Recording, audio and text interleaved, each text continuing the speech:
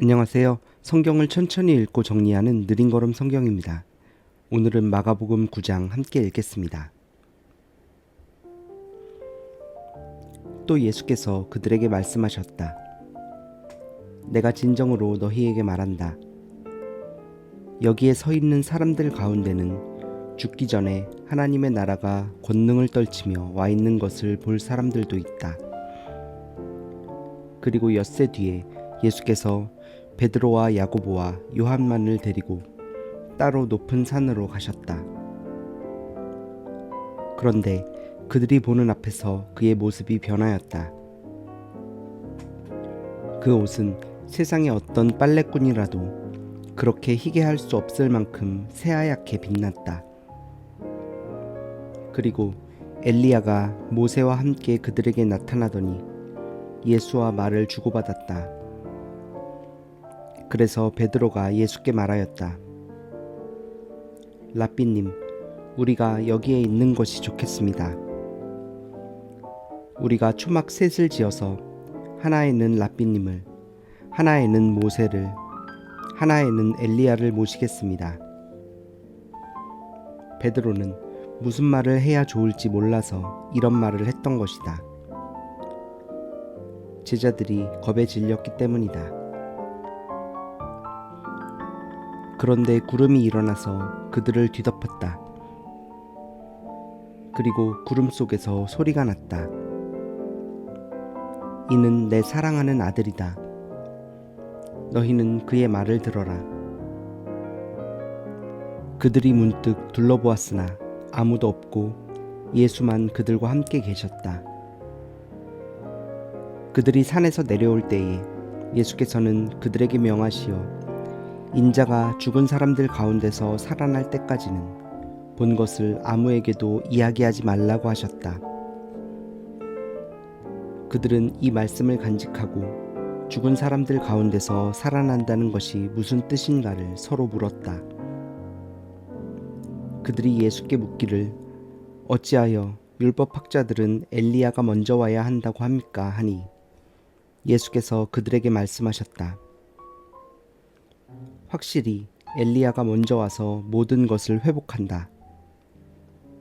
그런데 인자가 많은 고난을 받고 멸시를 당할 것이라고 기록한 것은 어찌된 일이냐? 내가 너희에게 말한다. 엘리야는 이미 왔다. 그런데 그를 두고 기록한 대로 사람들은 그를 함부로 대하였다. 그들이 다른 제자들에게 와서 보니 큰 무리가 그 제자들을 둘러싸고 있고 율법학자들이 그들과 논쟁을 하고 있었다. 온 무리가 곧 예수를 보고서는 몹시 놀라 달려와서 인사하였다. 예수께서 그들에게 물으셨다. 너희는 그들과 무슨 논쟁을 하고 있느냐? 무리 가운데 한 사람이 예수께 대답하였다. 선생님, 내 아들을 선생님께 데려왔습니다.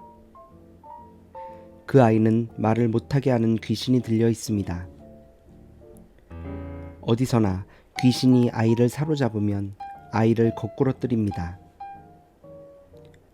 그러면 아이는 거품을 흘리며 이를 갈며 몸이 뻣뻣해집니다. 그래서 선생님의 제자들에게 그 귀신을 쫓아내 달라고 했으나 그들은 쫓아내지 못했습니다. 예수께서 그들에게 말씀하셨다.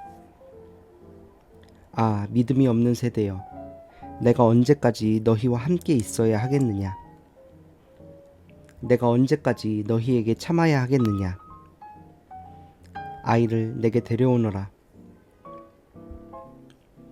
그래서 그들이 아이를 예수께 데려왔다. 귀신이 예수를 보자 아이에게 즉시 심한 경련을 일으켰다. 아이는 땅에 넘어져서 거품을 흘리면서 뒹굴었다. 예수께서 그 아버지에게 물으셨다. 아이가 이렇게 된 지 얼마나 되었느냐? 그가 대답하였다. 어릴 때부터입니다. 귀신이 그 아이를 죽이려고 여러 번 불 속에도 던지고 물 속에도 던졌습니다. 하실 수 있으면 우리를 불쌍히 여기시고 도와주십시오. 예수께서 그에게 말씀하셨다. 할 수 있으면이 무슨 말이냐? 믿는 사람에게는 모든 일이 가능하다. 그 아이 아버지는 큰 소리로 외쳐 말했다.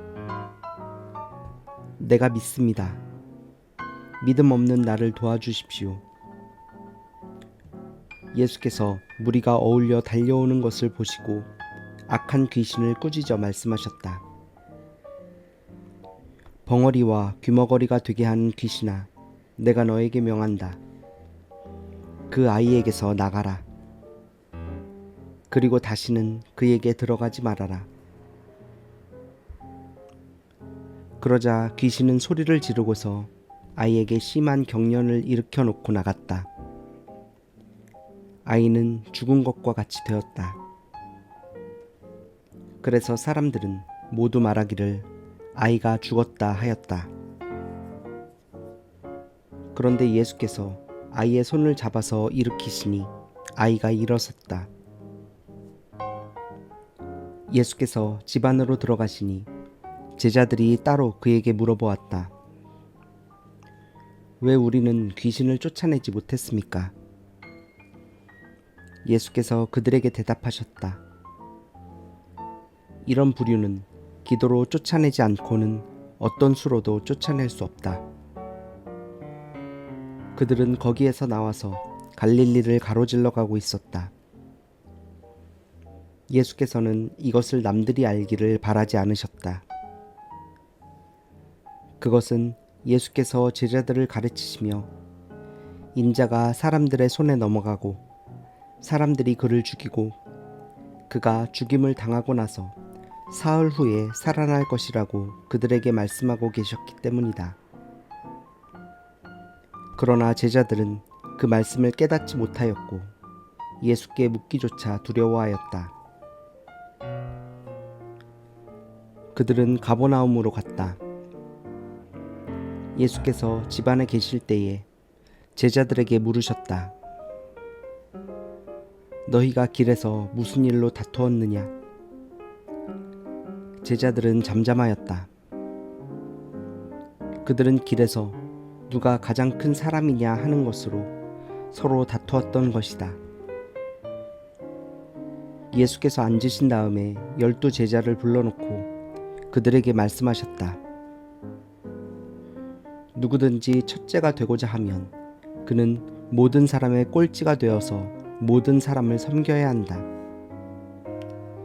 그리고 어린이 하나를 데려다가 그들 가운데 세우신 다음에 그를 껴안아 주시고 그들에게 말씀하셨다.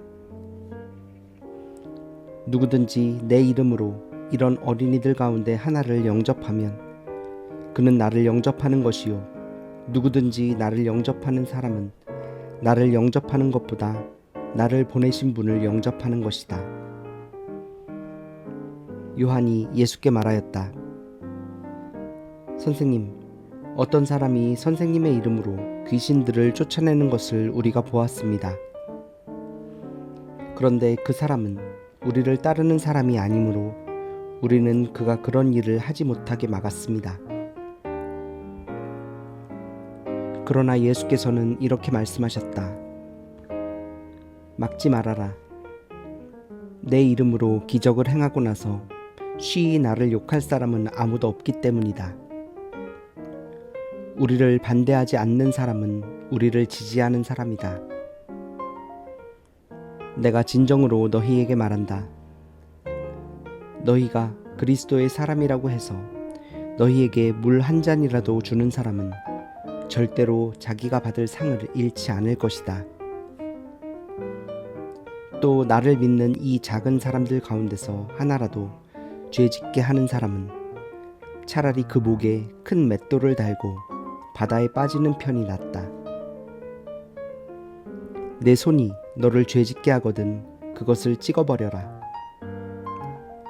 내가 두 손을 가지고 지옥에 곧 그 꺼지지 않는 불 속에 들어가는 것보다 차라리 한 손을 잃은 채로 생명에 들어가는 것이 낫다. 내 발이 너를 죄짓게 하거든 그것을 찍어버려라. 내가 두 발을 가지고 지옥에 들어가는 것보다 차라리 한 발은 잃었으나 생명에 들어가는 것이 낫다. 또 내 눈이 너를 죄짓게 하거든 그것을 빼어버려라. 내가 두 눈을 가지고 지옥에 들어가는 것보다 차라리 한 눈으로 하나님의 나라에 들어가는 것이 낫다. 지옥에서는 그들을 파먹는 구더기들도 죽지 않고 불도 꺼지지 않는다. 모든 사람이 다 소금에 절이듯 불에 절여질 것이다.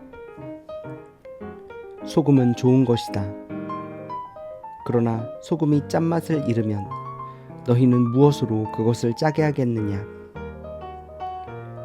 너희는 너희 가운데 소금을 쳐두어서 서로 화목하게 지내어라.